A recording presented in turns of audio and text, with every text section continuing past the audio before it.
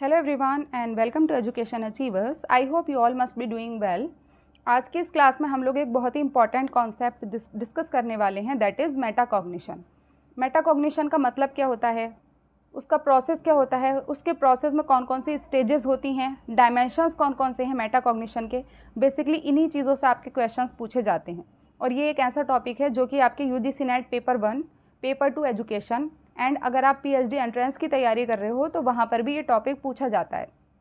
तो चाहे आप नेट की तैयारी कर रहे हो, सेट की तैयारी कर रहे हो या फिर आप स्टेट लेवल टेट एग्ज़ाम की तैयारी कर रहे हो, हर जगह ये क्वेश्चन, इससे रिलेटेड क्वेश्चंस पूछा जाता है। तो इस टॉपिक को आज हम बहुत ही सरल एग्जाम्पल्स की मदद से समझने वाले हैं। और इस क्लास को स्टार्ट करने से पहले मैं आपको बताना चाहूँगी कि इस चैनल पर हम लोग previous year question series cover कर रहे हैं, जिसमें हमारी 7 क्लासेज ऑलरेडी कंप्लीट हो चुकी हैं।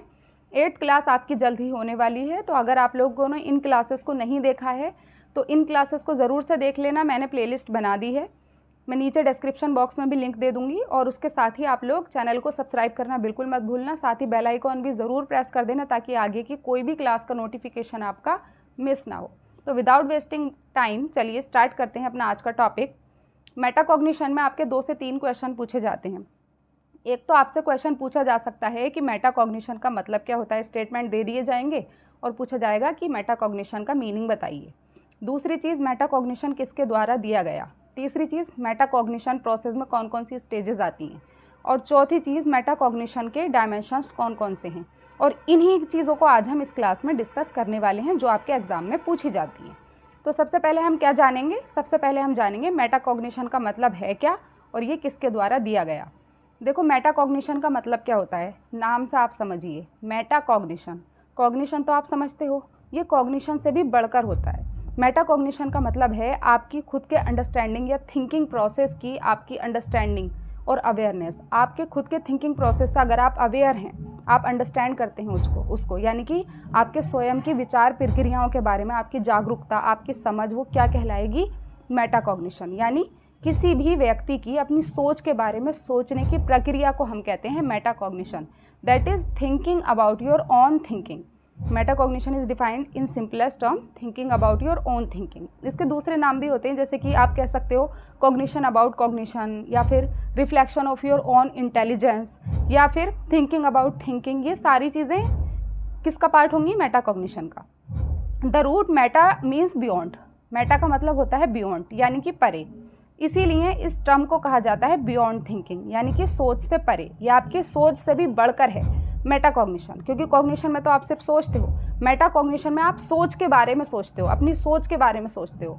Specifically this means that it encompasses the process of plan, tracking, assessing your own understanding and performance.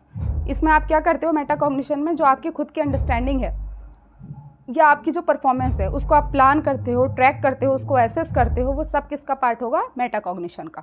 और ये जो मेटाकॉग्निशन का कॉन्सेप्ट है, ये American developmental psychologist John Hurley Flavell द्वारा दिया गया था। कब दिया गया था, 1979 में दिया गया था। तो आपको 2 चीज़ें पता चली। सबसे पहली चीज़, किसके द्वारा दिया गया, जॉन हर्ले फ्लावेल 1979 में। और मेटाकॉग्निशन का मतलब क्या होता है, किसी भी व्यक्ति की अपनी सोच के बारे में सोचने की प्रक्रिया। Thinking about your own thinking, cognition about your cognition, reflection on your own intelligence, वो सब क्या होगा, आपका कॉग्निशन, मेटाकॉग्निशन। आगे, मेटाकॉग्निशन में कितने डायमेंशंस होते हैं, बेसिकली इसमें आते हैं 3 डायमेंशंस। और इसी से ज़्यादातर क्वेश्चंस आपके बन सकते हैं। स्पेसिफिकली पेपर 2 एजुकेशन वालों को तो बहुत ही ध्यान से पढ़ने की ज़रूरत है इसको। देखो, मेटाकॉग्निशन में 3 डायमेंशंस में सबसे पहला होता है metacognitive knowledge, second metacognitive regulation and third is metacognitive experiences. अब मेटाकॉग्निटिव नॉलेज का क्या मतलब होता है, देखो मेटाकॉग्निटिव नॉलेज का मतलब है कि आप अपने आपके लर्निंग गोल क्या हैं। आप जो पढ़ रहे हो, जैसे आप यूजीसी नेट एग्ज़ाम की तैयारी कर रहे हो, तो आपका गोल क्या है उसके बारे में अगर आपको ज्ञान है, वो क्या होगा, मेटाकॉग्निटिव नॉलेज। आपको अपनी स्ट्रेंथ का पता है, आपको अपनी वीकनेस का पता है, वो क्या होगा, आपका मेटाकॉग्निटिव नॉलेज, मेटाकॉग्निटिव ज्ञान। जैसे कि किसी एक यूनिट में आप बहुत अच्छे हो सकते हो, वो आपकी स्ट्रेंथ होगी। यूजीसी नेट एग्ज़ाम में जो आपका सिलेबस है, कोई एक यूनिट आपकी बहुत स्ट्रॉन्ग होगी, वो आपकी स्ट्रेंथ है, उसके बारे में आपको पता है कि मुझे ये यूनिट बहुत अच्छे से आती है। वहीं कुछ यूनिट्स ऐसी होंगी जो आपको टफ लगती हैं यानी वो आपकी वीकनेसेस हैं। तो अगर आप अपनी स्ट्रेंथ और वीकनेसेस के बारे में जानते हो, आप ये जानते हो कि मेरी लर्निंग जो मैं पढ़ रहा हूँ उसका गोल क्या है, मुझे अपनी लाइफ में करना क्या है, वो सारी चीज़ें व्हाट का आंसर करती हैं और वो होगा metacognitive knowledge. Second thing is metacognitive regulation. Metacognitive regulation का क्या मतलब है कि लर्निंग का प्लान। ये तो हो गया लर्निंग का गोल क्या है आपका, अगर आप इससे अवेयर हो तो वो है मेटाकॉग्निटिव नॉलेज। लेकिन उस लर्निंग को करने के लिए जो भी आप काम करते हो, जो आप प्लान बनाते हो, जैसे आप स्ट्रेंथ और वीकनेसेस को जानना क्या हुआ, मेटाकॉग्निटिव नॉलेज। लेकिन आप अपनी स्ट्रेंथ और वीकनेसेस पर जब अपना काम करते हो, वीकनेसेस को दूर करने के लिए आप जो यूनिट्स आपको टफ लगती हैं उनको बेटर करते हो, उन पर मेहनत करते हो और उनको स्ट्रॉन्ग बनाते हो। वो सब किसका पार्ट होगा, मेटाकॉग्निटिव रेगुलेशन का। यानी कि आपकी जो स्ट्रॉन्ग यूनिट्स हैं उनको आप और स्ट्रॉन्ग करते हो, जो आपकी वीक यूनिट्स हैं उनको आप और ज़्यादा क्या करते हो, उन पर और ज़्यादा मेहनत करते हो ताकि वो भी स्ट्रॉन्ग हो सकें।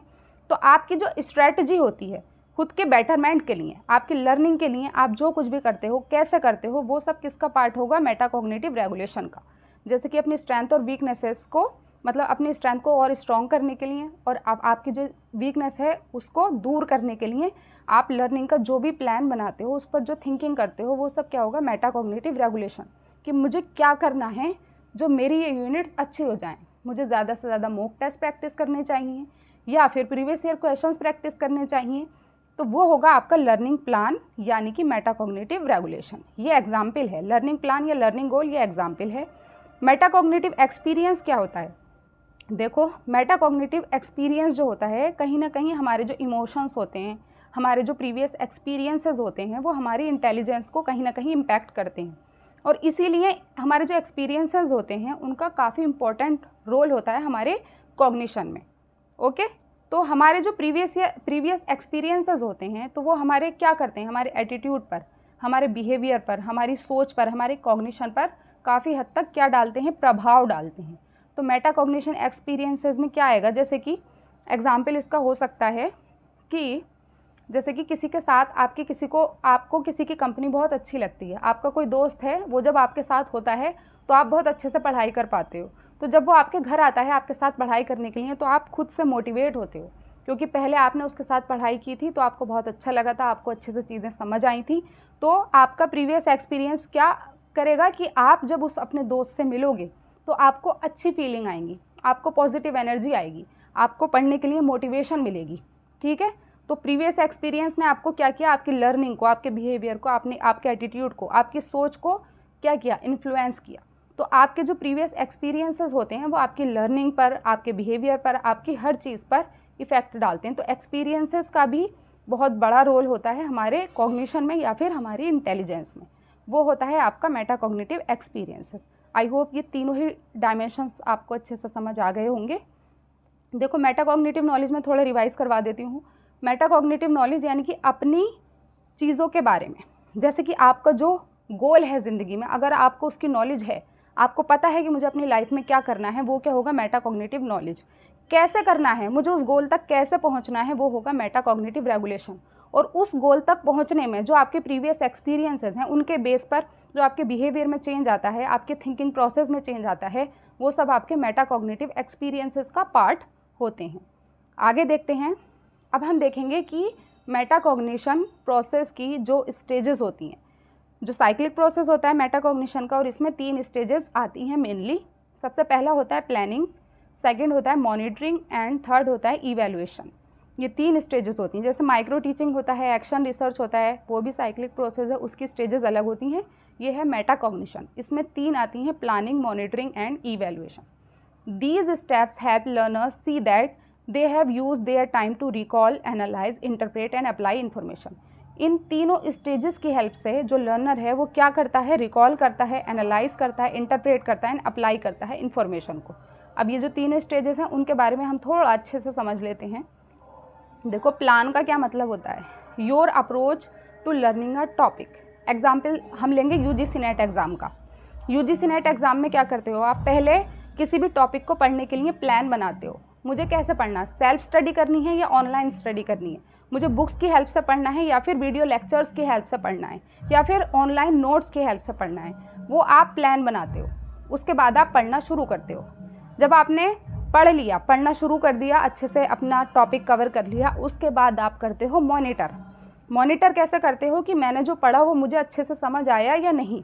उसके लिए आप क्या करोगे, टेस्ट करोगे, मॉक टेस्ट करोगे, प्रीवियस ईयर क्वेश्चंस को सॉल्व करोगे, एमसीक्यू प्रैक्टिस करोगे। तो आप ये जानने की कोशिश करोगे जो भी मैंने पढ़ा है वो मुझे ठीक से समझ आया या नहीं, मैंने अंडरस्टैंड किया या नहीं, मेरी लर्निंग हुई या नहीं। उसके लिए आप उसको मॉनिटर करने के लिए आप प्रैक्टिस क्वेश्चंस कर सकते हो। थर्ड होता है इवैल्यूएट। इवैल्यूएट का मतलब क्या होता है कि आपने पहले प्लानिंग की, देन मॉनिटर किया, उसके बाद आप इवैल्यूएट करते हो। किसको, the results of your learning when you are finished and modify your approach as needed. यानी कि जब आप प्लानिंग कर लेते हो, मॉनिटर भी कर लेते हो, जब आप ये सारे काम कर लेते हो तो आपके सीखने के परिणाम और आवश्यकता अनुसार अपने दृष्टिकोण को संशोधित करना। आपने जब मॉनिटर किया, आपने जब मॉक टेस्ट प्रैक्टिस किए, आपने देखा कि मेरे तो ज़्यादातर क्वेश्चंस गलत हो रहे हैं, यानी मुझे और ज़्यादा मेहनत करने की ज़रूरत है, मुझे फिर से पढ़ाई करनी पड़ेगी, मुझे फिर से इस टॉपिक को कवर करना पड़ेगा, और तब जो है मैं मॉक टेस्ट प्रैक्टिस करूँगा दोबारा से। तो आपने क्या किया, यहाँ पर इवैल्यूएट किया खुद को। इवैल्यूएट करके आपको क्या पता चला कि अभी कमी रह गई है, मुझे दोबारा से प्लानिंग करनी पड़ेगी और दोबारा से अपनी परफॉर्मेंस को मॉनिटर करना पड़ेगा। इसीलिए इसको हम एक साइक्लिक प्रोसेस कहते हैं। पहले हम प्लान करेंगे, उसके बाद हम मॉनिटर करेंगे, उसके बाद हम इवैल्यूएट करेंगे, अगर कोई कमी रहती है तो हम देन फिर से हम प्लानिंग करेंगे।